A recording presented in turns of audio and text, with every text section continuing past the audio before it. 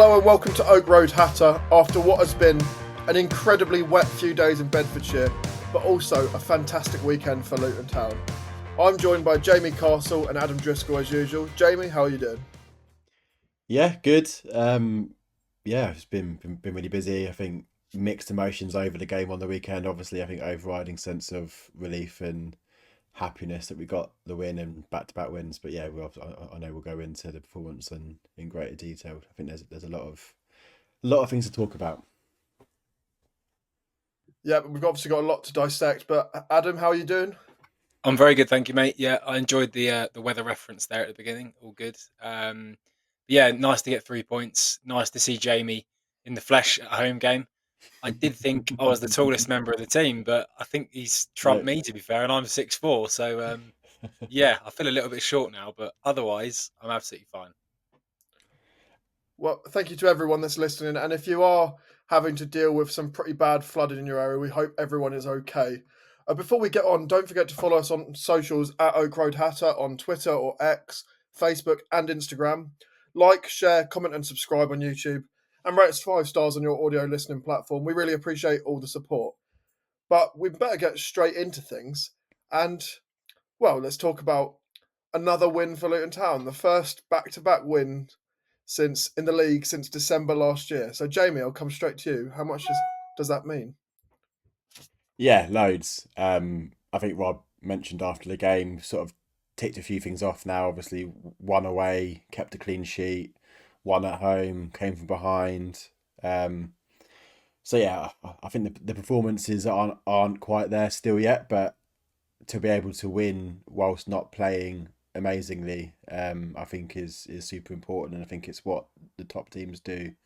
Not to say that I don't want to see improvements soon and quick, but yeah, I think overall it's just nice just to have a bit of a pressure relief. I think the players need it after having a very difficult sort of 12 to 18 months in terms of the Premier League and losing a lot of games. It's nice for them to sort of restore a bit of confidence and restore a bit of belief in themselves that they actually can win games of football. And I think that sometimes as fans we forget about the mental side of things and that slight sort of transition from Premier League coming down to the Championship. So I think that for me is a massive positive. I think obviously it came in fortunate circumstances is probably what I would describe that as. Be interesting to hear both your thoughts, but I don't think it's a penalty. I think it's incredibly harsh. Um, I can't disagree with the red card in the grand scheme of things because if he gives it as a pen, then it's absolutely a red card because just what the ref assumes it to be. But yeah, I think it's very harsh on Bernard. But you take it. I think that's the overriding feeling. If I was a Wednesday fan, I'd be livid. If we were a Wednesday pod right now, I'd be seething on this podcast. So I have sympathy towards Wednesday and their fans for their thoughts on that incident. But I guess let's be honest, the referee all game was pretty diabolical. I think you mentioned it in the group chat thing. I've never heard a combined raucous like hatred for a referee like that for a long time. And that guy's got past. I think it's not the first time that he's. I think is it Grant Ward? Is that his name? I think isn't it? Um, it's not the first time that he's come to Kenilworth Road and put in a pretty abject refereeing performance himself. So we can have a few words about Luton's performance, but I'm sure we'll have a few more about the ref's performance as well. Yeah, as Jamie mentioned, there will come on to the officiating that we had on display at the Keddy. But Adam, I'm going to come to you. We didn't play well for the vast majority of the game, but I guess it's another performance where we've dug in and got the result. Yeah, absolutely. I mean, reflecting on the game, I think it was a real struggle to watch for the best part of 75 minutes. I thought we were particularly one-paced. We seemed to take an age playing it around the back with no real sort of runners or purpose in terms of how we move forward.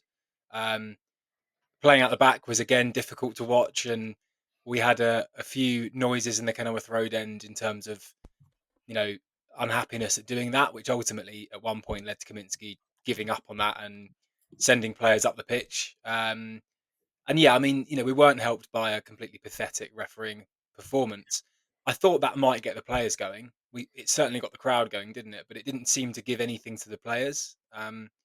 So yeah, I mean, as you say, it was pretty poor on the whole. But again, we're still in that period where you take a win however it comes, and I think I'm not worried at the moment too much about performances if it means we're walking away with um with 3 points. I'd love them to go hand in hand with dominating and Mm. playing well and really showing what we're about. But I would happily accept the same outcome in the next few games if it means we're closer to where we want to be in the league. Just to come in here on I guess the fans' reactions to playing out from the back. Now, I mean, I'm not gonna come on here and barefaced lie and say it was working right, because it wasn't, and there was a few situations that yeah, I think we're pretty terrible. But I would say, to try and be balanced, I think the reaction from some of the fans was embarrassing. In terms of, talk about applying pressure to your own team when you don't need to apply pressure to your own team. Like, we all know, or we can all see from the outside perspective, how fragile things are a little bit at the minute. So why are you just going to add extra weight to that, and add extra pressure, and just outright boo? Yeah, have a bit of a cheer and like a come on Luton, etc., and things like that. But to boo and jeer and all, and sort of just sort of like express your nerves in such a playing out from the back style, I don't think I just don't think help things overall. Um, Look, I understand why teams do it nowadays. I mean, in terms of the centre half taking it, it means that the ball is live then from that central position, and the keeper can go left or right. And I understand the rationale for it. Do I agree with it?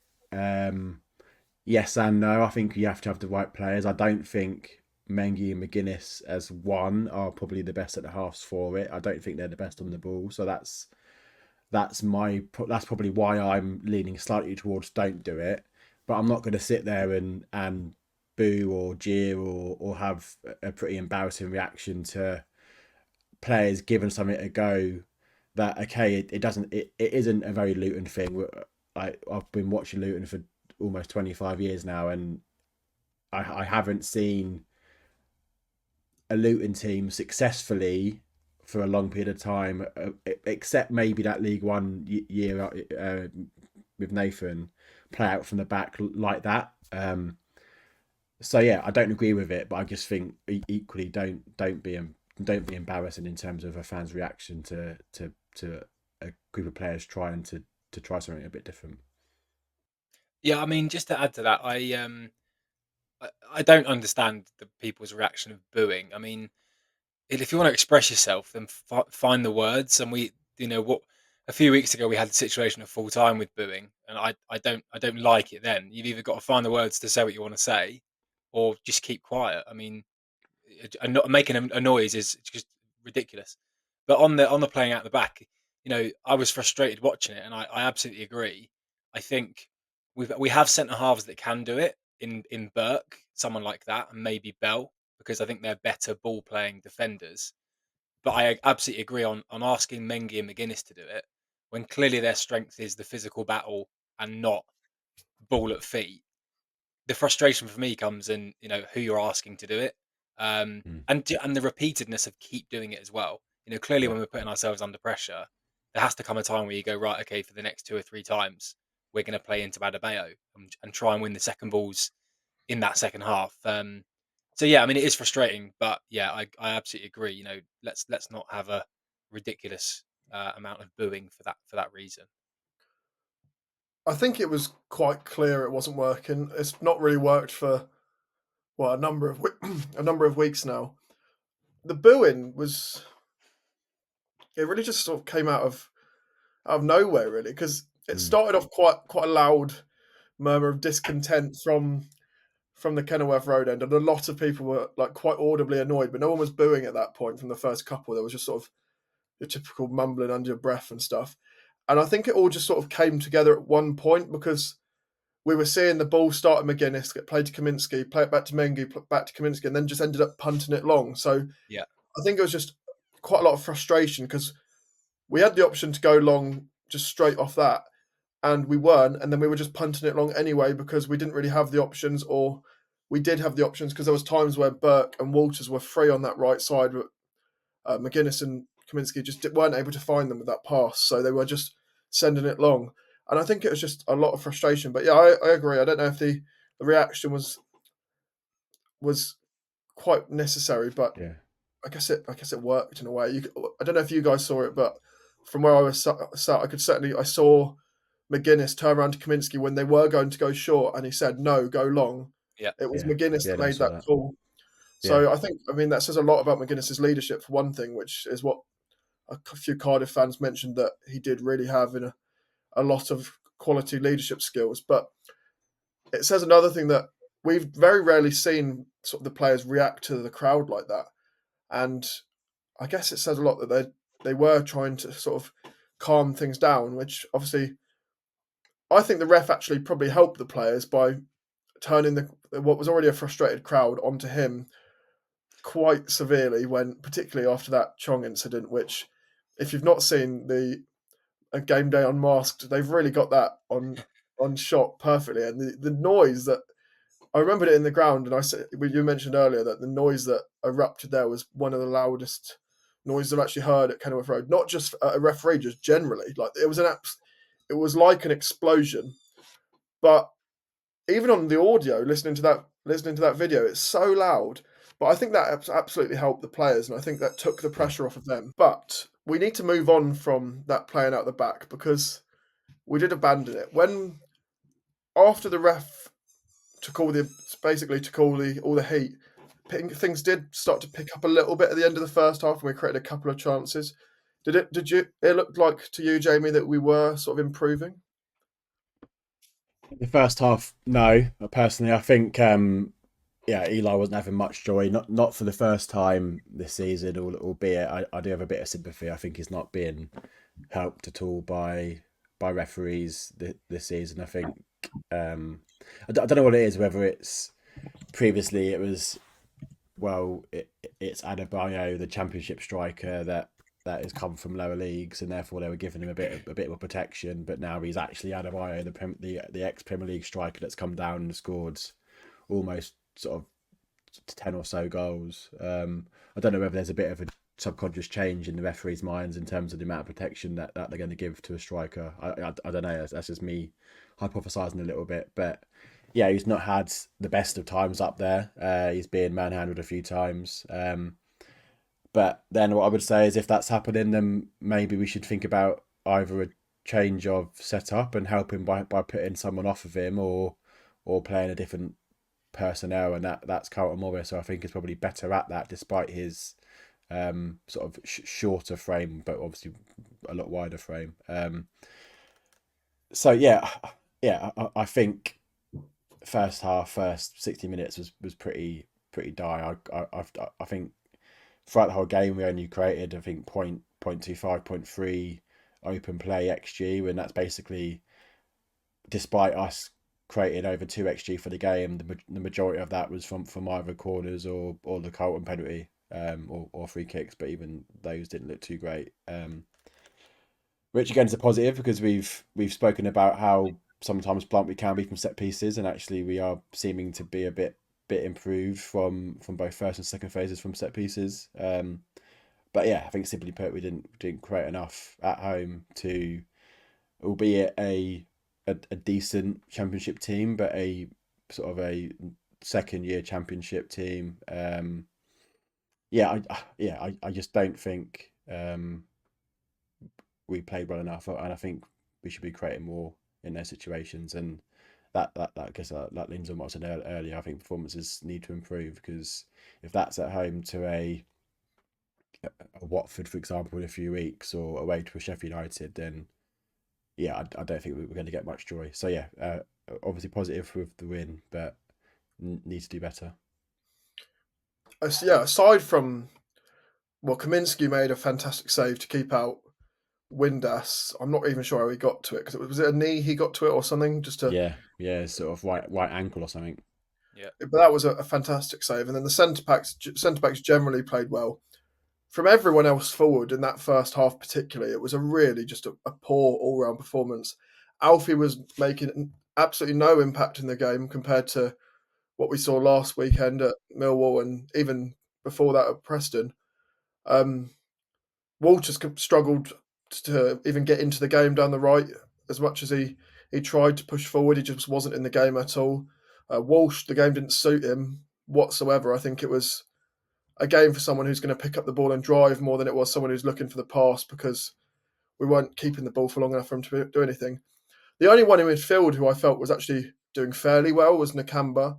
He was trying to pick up the tempo when he got the ball, and we were really, really lacking tempo. So I just wanted to ask you, Adam, where was it going wrong from your perspective? Well, I mean, I think it's hard to pinpoint one area that it was going wrong. I think with Marv, you get that week in, week out. Like that's what he does. He picks up the ball. He has energy, but he was getting the ball and sort of looking ahead, and there's no one really moving there's no patterns of play, was there at all? I think the front three didn't work. Didn't really think Chong and Clark were in the game. Adebayo, Adebayo was getting fouled, but that was about as far as his involvement went. And so, yeah, we just didn't really make any progress at all for a long, long time in the game. It's not often we sat there lately and thought this is a bit dull and boring, but I genuinely sat there and felt a bit bored. Now, obviously, I'm delighted with 3 points, but you have to look at the formations, the players, the partnerships in certain positions, and wonder how long it's going to take to get a settled team. Because I really think, yes, we've got good depth, but we do need some settled players in positions now. So yeah, I think it wasn't right all over the pitch in terms of impact from people, and probably the two centre halves and the Nakamba were the only players. Or sorry, I say two centre halves, Mengi and McGuinness, and the Nakamba were the only ones that really I think imposed themselves on the game for the majority. Really, Yeah, I agree. Obviously, Burke does quite well getting forward, but it wasn't working in the first half. But McGuinness actually did look a real threat from set pieces all game, defensively and going forward. He was dominating that box. But the goal came from Alfie. Was it miscontrolling it? I don't really know. He sort of went to drive forward with it, lost it, and then they broke very quickly through Jan yeah, Valery. And the cross into the box was excellent. The finish by Barry Bannon, who we spoke about last week as the 96-year-old Barry Bannon, who is absolutely crucial to the way they play. The finish from him was absolutely ridiculously good. It was so sweetly caught on that volley. Yeah, no, incredible goal. I, I do I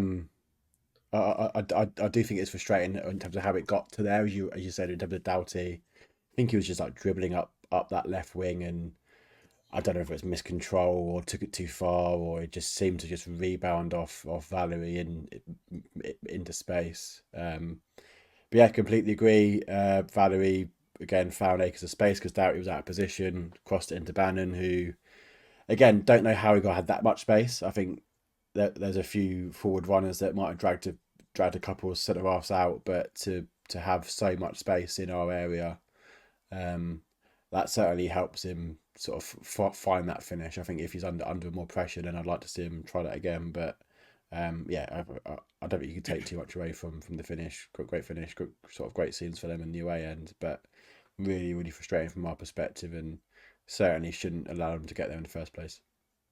yeah. I think there's two elements to that goal, wasn't there? Doughty's trying to run up the left, takes a heavy touch, and yeah, obviously loses it, but when you look at it back, it's not like he busts a gut to turn around and get back. And that frustrated me on the day at the time, watching it. I'm thinking, well, you might not catch up with him, but at least turn around and make an effort. And that wasn't enough for me. I'd love to see it back as to whether I'm being harsh, but I would like to have seen him react better and quicker. And obviously, Barry Bannon, 96, what a finish. I mean, it seemed like he had the whole world and like time in the world, didn't he, to look to just wait for that ball to come down completely unchallenged, nowhere near him. There's no doubting it was a brilliant technique. Um, but why isn't anyone within sort of 3 or 4 foot of him just to be in the corner of his eye or something, or shout at him or something like that? Yeah, so frustration for me on those two areas for their goal. Obviously, at times this season we've complained that substitutions haven't come quick enough and they've not been reactive enough to what's happening on the pitch. But on Saturday, we saw Edwards react very quickly to going behind, and on 60 minutes there was a triple substitution. So the introduction of Morris, Nelson, and for his debut Tom Krause. And I think that substitution, and I mean it's not just a think, it's for certain the substitutions changed the game on Saturday.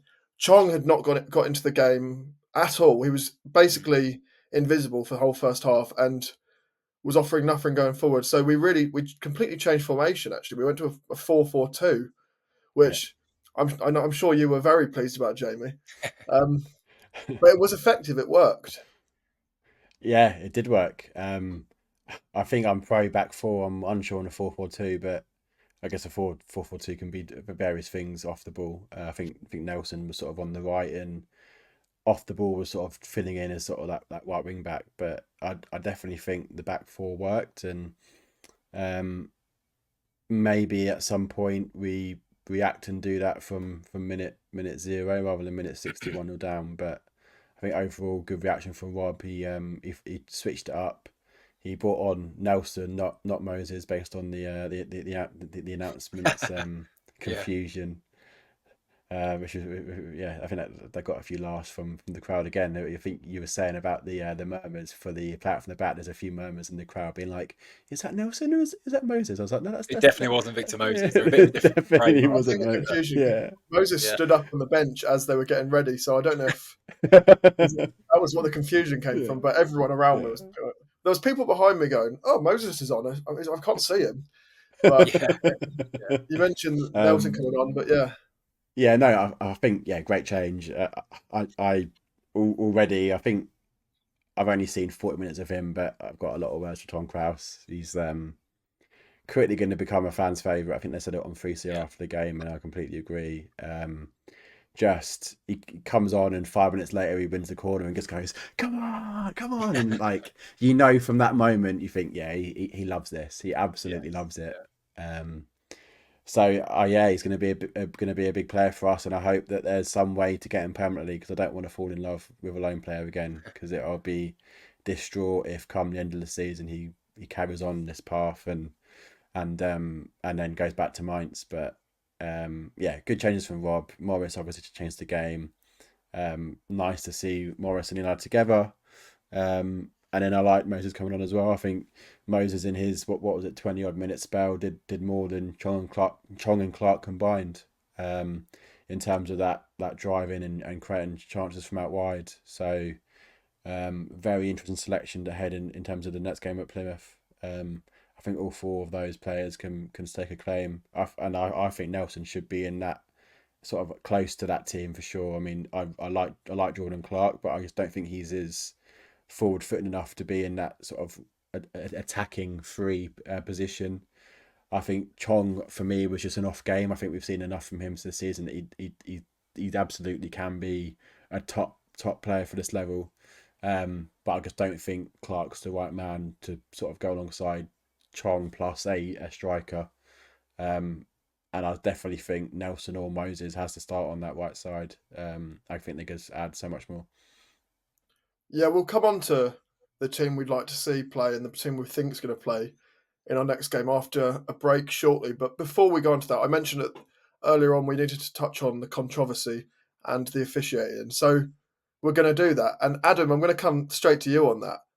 I mean, the referee was terrible for the vast majority of the game. Well, Yeah.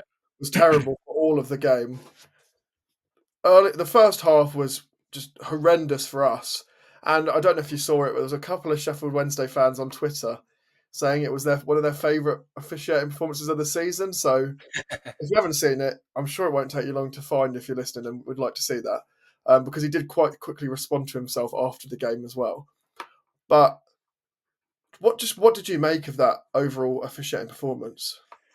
I think it was topped off towards the end when he decided to become the linesman as well, and given offside that the linesman on the main stand side hadn't even moved an inch as if he was looking to flag, and the referee just went, "No, no, that's offside. I'm going to stop I the was game myself." seething about that. It's like, Oh, what? I mean that just summed it up. Completely inept. It's not the first time we've had Gavin Ward, and I mean, they have assessors at games, don't they? What are they really all singing off the same hymn sheet if they think this is acceptable and good? I mean, um, just, it's just abysmal, absolutely abysmal. It reminds me a lot of quite a few years back now. We had Trevor Kettle against Bradford in a famous draw when Kevin Nichols got banned for inciting the crowd or something. Yeah, and it's up there with Durso as well, isn't it? Who used to love sending off Steve Howard. So completely inept. And I don't know if we're going to come onto the penalty separately, but yeah, he was absolutely shocking, wasn't he? Really, all game. And I was going to come on to the penalty. Obviously, we saw in the first half, we saw Chong have a foul given against him that was not a foul. If you've seen the replay, clearly not a foul. And that is what really ignited the crowd. Then you had a foul given against Adebayo when almost he was the one that was fouled, which just Yeah. set it off even more. And then he finally got a decision his way. And I think that applause lasted a good 2 minutes. Genuinely not seen anything like it before when the whole crowd is up applauding a decision for 2 minutes. And I just wonder what. And a couple of players turned around and started applauding as well and sort of pumping up the crowd, which yeah. really, I mean, when a player pumps up the crowd, it's one of the best things that can happen in a ground. But I think that united everyone in the ground against the officials from a Luton perspective. But yeah, we'll come on to that penalty. So, Jamie, you said earlier on you didn't think it was a penalty, and I'm No. inclined to agree. From where I was sat, there was actually a pole right in the way of where the arm was, so I couldn't see the penalty. But I saw a clip, and the initial clip I saw, it was like, oh, it must have been a penalty because he does sort of move in that direction. But then if you see from the other side, it's less arm, more shoulder. What Mm. what Yeah. do you think, Adam? Yeah, I mean, in real time, although it was very, very quick, I wasn't convinced. It looked too high in terms of where it hit the guy on the body. Looking at it back, majority of the ball, if not all of the ball, is sleeve. And I think it doesn't matter if you stick your arm out. If it doesn't hit you in the zone that they've designated as handball, then it's not handball. You can stand there like a goalkeeper saving a penalty, but if it doesn't hit you on the arm, then it's not handball, is it? So I'd be very, very annoyed if that was given against us. I think Jamie's spot on because he gave the penalty. He had to give the red card. They just go hand in hand, don't they? You wonder whether it strengthens the calls for VAR. I mean, I'm not a fan of VAR in terms of the people using it. I am the technology, but when you think about the championship, and I think last season it was the fifth most attended league. Sorry, the second most attended league in Europe in terms of actual physical people there, and we know what's at stake in terms of riches and success. It does sort of strengthen the call to think with all those top stadiums, how easy it would be to implement. Is it time for it at that level? Now, as I say, I don't like it. Finn's shaking his head. I don't like it. I don't like the people that operate it. But I mean, it's not a good decision, and they just happen week in, week out at the moment, don't they? Yeah, I think first of all, my view on the penalty is absolutely not a pen. I I have some slight sympathy with the ref on the basis that he looks a bit like he's sort of unsighted by players in the way, and all he sees is Bernard, who didn't help himself, but sort of goes down in that action as if he's leaning into it. So I do have some sympathy in it. I think I went as much as it was a game changing one. I think the ref got a lot more clear ones wrong on Saturday, but I guess think fundamentally, I've always been under the impression that handball is below the shirt sleeve, and I think that is such an easy way to referee it. Is if it hits your sleeve, or if most of the ball hits your sleeve, it's not handball because it's basically your upper arm slash shoulder. And don't forget, like the rule's called handball, not arm ball. So fundamentally it's meant to stop like the blatant, like, oh, someone's touched it with their hand, and okay, there has to be a line somewhere right on your arm, and I think the shirt sleeve is a pretty natural line because fundamentally it's sort of the t-shirt that you're wearing. So I think it's I think it's very harsh to give. If I was a Wednesday fan, I'd be livid. And on the VAR calls, I think that that is exactly why VAR should be brought in for. And I think I was pro VAR, but back when it was rolled out, I thought it would be great for the game. But obviously, it's turned out that it's been absolutely diabolical. But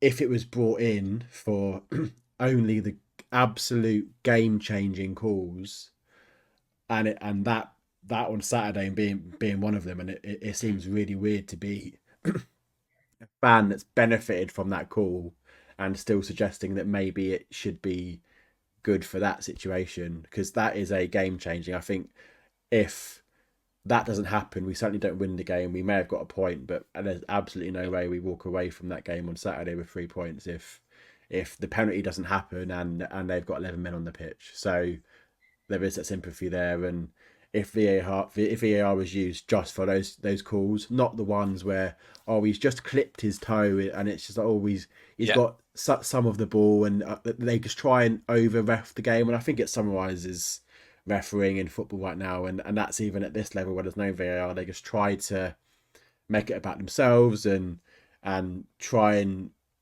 show that they are the referee, that they're the ones managing the game. Which is why VAR shouldn't be brought in the Championship. And I think if there's a vote now, I'd vote against it. But if they did it right and brought it in for situations like Saturday at about 4:30 p.m. or whenever it was, then yeah, I think it absolutely would be the right call, and Sheffield United would be at least 1 point better off. Sheffield United, Sheffield Wednesday.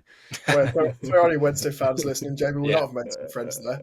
I was shaking my head. I just wouldn't want VAR in the EFL.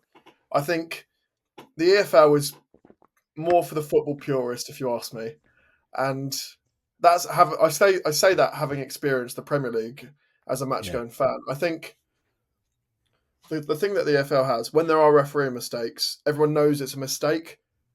Whereas in the Premier League, you get all this controversy on Twitter and all people making up conspiracy theories, and the VAR certainly hasn't helped that. I mean, you just look at what Arsenal fans are saying about kicking the ball away, which we won't get onto. But I just wanted to touch on, obviously, we've all accepted that it wasn't a penalty, really. It shouldn't have been a penalty, but we got the penalty and Bernard got sent off. I just wanted to touch on how long Morris had to wait to take that penalty, because at the time, obviously, we didn't know that it wasn't a penalty, and we thought, oh, Deshaun Bernard is just taking an incredibly long time to leave the pitch here. What was it? It was about 5 minutes that he took to leave the pitch. Must have been, yeah. Got to the point where the stewards brought the tunnel out for him to walk off down the tunnel. They were waiting so long that they took the tunnel back in. So if that doesn't say how long it took, then I mean, what's more is there to say? I don't know if you saw on Twitter on Soccer Saturday the person they had commentating on our game who had to really fill that time while they were with Bernard to leave the pitch. But I just wanted to touch on the composure Morris had to put that penalty away under so much pressure and waiting such a long time, Jamie. Obviously, at Newcastle away last season, we saw him take a penalty too early, have to retake it and put it away in the same position. But what was that like on Saturday, the composure he showed? Yeah, incredible maturity, and I guess he used maturity in a weird way because he's obviously an older player and he should show that. But I think, don't underestimate that level of composure. I found it funny how Eli was holding the ball for a little while, as you do, to try and take the pressure off the taker. Then he gives it to Morris thinking that Bernard's gone, but actually still only on the halfway line and has to wait another 2.5 minutes anyway. So that I found that quite funny, that he gave the ball to Morris from really early, but still, no, put the ball down and convincingly slotted it away, and he's Mr. Consistent. He's that man that you can rely on, and I think he's one of the players probably in the Championship where if you had to say life or death who do you choose to take a penalty and score it, there's probably a lot of shouts for Carlton Morris. So probably as well a reason why you might or should start, because if you have if you have a penalty, you want your best taker on the pitch, and that definitely is Carlton Morris. I think on Bernard leaving the pitch, I think by the time he'd actually got off the pitch, Barry Bannon had aged another year, I think. But just on that point, right? So the guy's been sent off. You can't do anything to him again. But why does the referee not call their skipper over and go, this guy's taking a piss, yellow card? Because then it will soon start jogging off, won't he? And to me, that's just fundamental. The referee having zero control or zero backbone to do anything sensible. I stood there at the time, pretty irate, saying if he books their skipper, Bernard will start jogging, and if he doesn't, you just book him again. There has to be repercussions for players literally taking a piss out of you as a referee. So that wound me up to no end, and then obviously delighted when Morris scored. On Morris's penalties are funny, aren't they? Because he does this little stutter, clever, waits for the keeper to go. He scares the hell out of me though, because he never seems to make like the best contact on the ball. He always seems to sort of like, I'm sure he's not, but he seems to sort of like scuff it into the bottom corner, and you're like, okay, like a bit of a purer strike. But yeah, as Jamie said, if you're banking on one person in a playoff final, for example, like he did, then Morris is well up the top of your list, isn't he? He really is. And I think there's very few strikers in the division that are as composed from the spot as he is.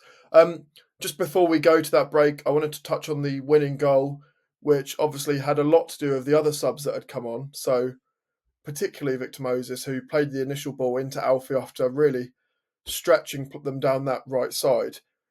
And Alfie then whipped it in, and it was all sorts of chaos in the box from everyone launching themselves at the ball.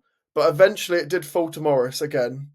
And ironically, there was a slight hand in there, although I'm not sure it was a handball or not because it was by his side.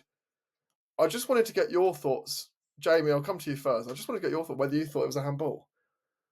It's probably more of one than Bernard, but I don't think either are. I think it would have been, again, I would have been a bit angry if it had been given handball. But yeah, all I can think of in that goal is McGuinness's dolphin dive. I've watched it back so many times and can't even work out where it's hit him, because all I see him is just sort of jumping onto the floor. It might have hit his backside or something, and then suddenly I he thought it was sort a of bit of the rolled back of over the him. arm. Yeah, and just on that on the floor because he's somehow got an assist out of nowhere. That's the only thing I can think of from that goal. Was chaos in the box, and then yeah, I think it was a massive sigh of relief all at the same time to go 2-1 up, because despite having played awfully for the first 75 minutes, to then get back on level terms, fortunately, and then be a man up. And then for that last 15, we were on top, as you'd expect, given that they had 10 men, albeit that, again, it can be hard to play against 10 men sometimes. But to actually get the 3 points after all that was, a massive sigh of relief, and back-to-back wins. And yeah, 3 points of the 9 points that I hoped for from these three in a row. So all eyes on Plymouth now. Yeah, and as we mentioned there, all eyes on Plymouth. For the last, obviously, well, there was so much added time at the end, and that was obviously thanks to Dishon Bernard, so I guess it did work in his favour in the end. But it was just Morris holding it in the corner for the vast majority of that. And I just wanted to briefly touch before we go to the break.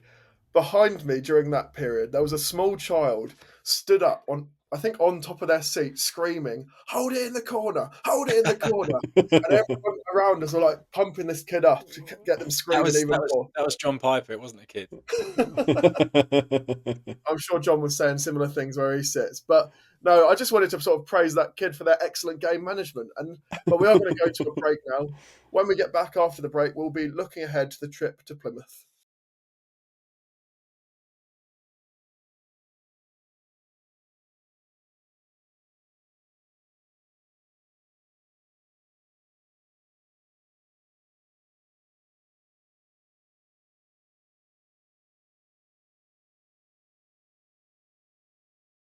Welcome back to Oak Road Hatter, where I'm still joined by Jamie and Adam. As we mentioned, we're now looking ahead to Luton's trip down to Devon to face Wayne Rooney's Plymouth Argyle. They've been in, pretty dire form all season. They're 20th in the league after with one win. Not that we have been that much better with only 2 wins, but I think, I mean, it's pretty unhappy times for Plymouth fans who have been struggling ever since Stephen Schumacher left for Stoke, who has ironically now sacked him. They come into the game off the back of a 1-0 defeat away at West Brom, which in fairness is 1-0 against West Brom away from home. It's actually quite a respectable result because they're a very good team. But the only win they've had this season is against Sunderland, weirdly, who are second in the league and have been one of the best performers this season. So, Jamie, what do you make of Wayne Rooney's Plymouth Argyle? I'm actually going to disagree with you slightly in terms of your intro. Yes, I don't think the results on paper look great. Obviously, the win against Sunderland's obviously massive for them. But I get the sense that actually there's a bit of togetherness at the minute at Plymouth. I think fans are still behind Rooney. I think the performances have been okay, as you say. I mean, to go to the Hawthorns and only lose 1-0 from what seemed like it was a very good goal from them with Josh Madger, who himself is on fire at the minute. It's not an awful result, and the performance. I mean, they still had 17 shots against a usually pretty stubborn Carlos Corberan team. So I think, yeah, the first game of the season to Hillsborough and lose 4-0, they were absolutely dreadful. But to after that, I mean, they've got a win in the cup, and then they drew at home to Hull, who are, I guess, a bit impartial at the minute. They're sort of inconsistent. Um, went to Watford in the cup, and we all know actually, unfortunately, how well they're doing at the minute, albeit a big win for Norwich on Saturday. But then to host Sunderland and get a win, and actually you probably can't say it was undeserved. I think if you look at the stats, it was a fairly even game. So probably a draw is fair in that game. But if a team comes out on top, you can't really sort of moan about it, and that's a big win for them, especially in the circumstances. Was it like a last minute winner or something? Wasn't it from? 93rd minute from their Yeah, captain. it was a crazy game. So I think that just naturally brings a fan base together, right? To sort of have that sort of game, a 3-2 win against one of the early fast starters of the league in Sunderland, who probably for me is my outside bet for not just promotion but the title right now. Sunderland, and to beat them at home, I think is a massive win, and then to back that up with a pretty solid away performance at a tough side to beat and break down. So I'm definitely not going into this game thinking, oh, it's a dire Wayne Rooney's a shit manager and Plymouth are going to be relegated. Again, he's in a dogfight. Do I think Rooney's going to be an elite level manager? No, I still don't believe he's going to be up to the skills to be that sort of Keir McKenna type manager. Of course he's not. But I think he's showing a bit of don't know, just a bit of sort of discipline in the team, in his team that he's putting out in a minute, and being able to defend fairly well. I mean, they've only conceded 4 goals in their last 3, of which 2 were against Sunderland, and then the other 2 games were 1-0, right? So, yeah, I think it's going to be a tough game. They've got some talent up top that can hurt teams, and it's a Friday night, so there's a long way to go. It's going to be potentially windy and rainy, given the way given the way it's looking out there at the minute.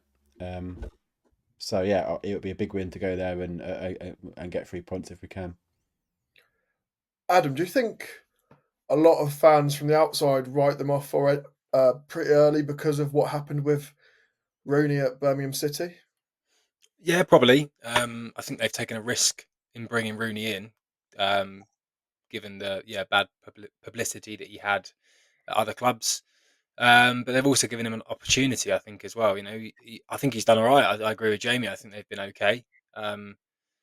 Good home win against Sunderland, tough trip to West Brom, and they've, by all accounts, performed quite well. So I think it's going to be a tough game. I look at it, and if we had our strongest team out and we were absolutely on fire, playing well, then I'd have a lot less concerns. But given where we are at the moment and the fact that Plymouth always get a good crowd in, it's always a tough atmosphere, and they're doing okay. I think it actually is going to be quite a tough Friday night game for us.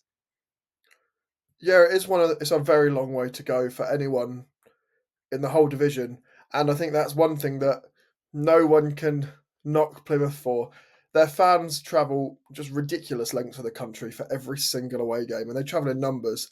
But it is a long way to go on a Friday night game, which we've already had some opinions about, and I'm sure a lot of fans have got opinions about these games being moved to Friday nights when you've got to go down to Devon, which is a hard enough drive at the best of times, not to mention when the weather is absolutely horrendous. But yeah, I agree, Jamie. It'll be a tough place to go on a Friday night, and I think we will have to be at our best to get a result there. I just wanted to touch on Luton. We mentioned earlier that the subs absolutely changed the game on Saturday. So, do you think some of those players will be in from the start, Jamie? I definitely expect a couple for sure. I think there's also a thought that we've got our first 3 game week of the season. You got Oxford on the Tuesday after the Friday, so okay, it's a longer sort of reset than you would expect Saturday into Tuesday, but you bet it's basically Saturday by the time you get back from Plymouth, right, on a Friday night. So it's not that much of a short or of a longer turnaround. I would love to see Kraus from the start. Again, the words I had for him after the game, yeah, I think he's exactly what this team needs right now. You mentioned in terms of tempo against Wednesday or on Saturday. Um, yeah, I think Kraus will just bring that. I think he'll just bring the tempo. He just looks a class above on the balls. The way again, he didn't really try anything too amazing, but was just so calm and composed and kept the ball moving in a way that I don't think other players have so far. So I'll definitely start Kraus. Probably start Morris. I think it's time to maybe flip Eli and Morris. I know Adam, you have thoughts that maybe you play both together, but if you persist with the system that Edwards is trying to play, then I think it's probably about time that you give Morris a go from the start. Um, and then for me, I would probably play one of Nelson or Moses in Clark's spot, and have like a Chong Morris plus Moses or Nelson front three. And I'd probably drop Clark. I wouldn't drop Clark to the bench. I'd probably drop him in that midfield alongside Kraus or Nakamba. And then put Walsh on the bench. That'd probably be my rough setup. You probably have the same back five for a long time now. I think you're right in terms of in that first half, sort of having a consistency and players in positions, and based on it looks like Bell's out for a short while now. You probably have Walters, Burt, McGuinness, Mengi, Doughty as that first choice back five. So I think it's the 5 players in front of them that probably sees a few changes. Yeah, there is a lot that could change in that, particularly in the midfield, and not Chong so much, but with the striker and the player on the right. Would you have any other changes from what Jamie suggested there, Adam? He mentioned that you might be inclined to play two up top. Yeah, I really would. I don't expect Edwards to do it, and I think when we predict an 11, it's very hard to decipher what you would do versus what's going to happen. I mean, I just think back to the success we've had. It's been Morris and Adebayo together, so I would love to see the threats they cause again together as central strikers. Morris's second goal Saturday, shows what he's like in the right place at the right time. With that, I think you would sacrifice the 2 wide forwards. I would personally like to see those 2 up front with one of Chong or Moses in the hole. And there's fluidity in the way they would play. There's times where Eli might drop left, Moses would go right, or Chong would go right, or whatever. So I'd like to see that 3 being a bit more central. I think the dream is to see Nakamba and Kraus together, one in the 6, one in the 8. I think we can do it. And I think if we do it, it gives the likes of Doughty and Walters um, lot more free reign to be aggressive and attacking. Now, I don't expect it to happen on Friday, but I think in a scenario that it does, all of a sudden Doughty as a left wing back attacking gives Morgan Whittaker a few things to think about as well, um, because he'll undoubtedly be a threat on their right hand side if he's going to play out wide. So yeah, I mean, as I say, I'd love to see Kraus and Nakamba together. I'd love to see Eli and Morris back together centrally. I suspect that back five will stay pretty much the same. Um, and I think the formation will stay the same, albeit not necessarily what I would pick. The only thing that might change in the back five, Adam, if you want Nakamba and Kraus together, is maybe that gives you license to play Moses on the right. Yeah. I think Walters has looked good, but in the back three for me, I think I've not seen a lot or enough from him or in that wing back role. And I've said it since pre-season. I think Walters is that right of a back three. He's just not a Luton wing back. So maybe if you play a bit more of a solid midfield too with Marvin and Kraus together, then not only do you have Doughty going on the left, then you've got Moses on the right. And it's a player that's played that position at an elite level under Conte at both Chelsea and Inter. So Yeah. he definitely can do it. It's definitely a round peg, round hole. So yeah, that could be a solution as well. I think that would be the bold selection for me. And if I was putting a team down on paper now, I'd do that. I'd play Moses at right wing back, see what he gives you from there. I don't think me and Mr. Edwards are necessarily synced up in that way of thinking. So, but it certainly is an option that we should be thinking about. I think for short term and long term. I think the one thing Edwards has now got, which all of last season he didn't have purely because of the number of injuries we had, is depth in a lot of positions and options to pick from. So it's a good problem to have, I would say. So obviously he'll have a team in mind, and everyone listening will have a team in mind, and we would love to know what that team in mind is that you would like us to play against Wayne Rooney's Plymouth Argyle on Friday night. If you let us know in the comments if you're watching on YouTube, or tweet us at Oak Road Hatter and let us know the team you would like Edwards to play. If you want to make it into a graphic, even better. We'll be sure to take a look at that.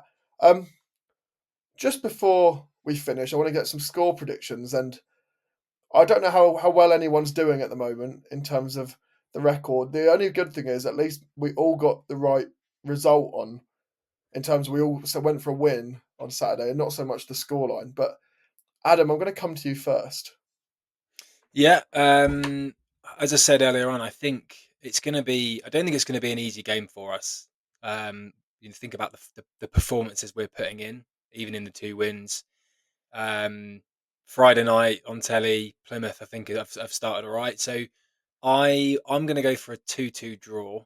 I hope I'm wrong. I hope we do come away with 3 points. Excuse me, but yeah, I think I'll go for a 2-2 draw. Jamie? I just can't see either side having goals in them. Okay, I think the 3-2 for Plymouth was a bit of an outlier, and I'm pretty sure the weekend was the first time we scored more than one goal in a game. So I just can't see suddenly the sides scoring 4 goals between them. So I think it's going to be a lower scoring game. I actually can see a 0-0. I think it's that Friday night game. I think sometimes those games on Sky are are pretty drab. Long way to go. So I'm going to go 0-0.